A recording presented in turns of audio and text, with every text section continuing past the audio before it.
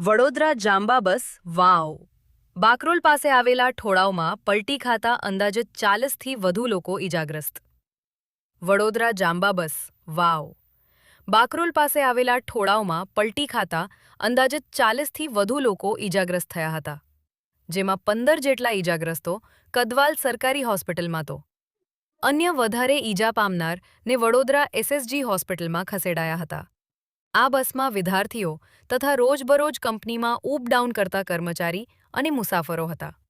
વાવ બાકરોલનો ઠાળ ઉતરતા સમયે બસનો સ્ટેરિંગ ઉપરનો કાબુ ગુમાવતા બસ પલટી ખાઈ ગઈ હતી.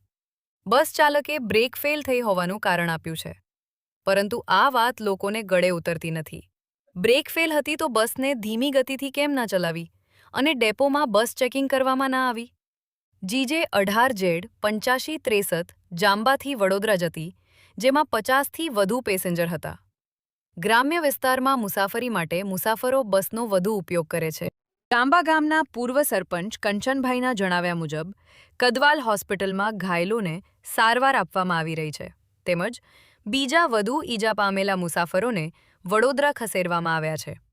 આટલી મોટી ઘટના છતાં હજી સુધી જીઆરટીસીએસ વિભાગના અધિકારી ઘાયલોને પૂછવા માટે આવ્યા નથી કે સ્થળ ઉપર આવ્યા નથી.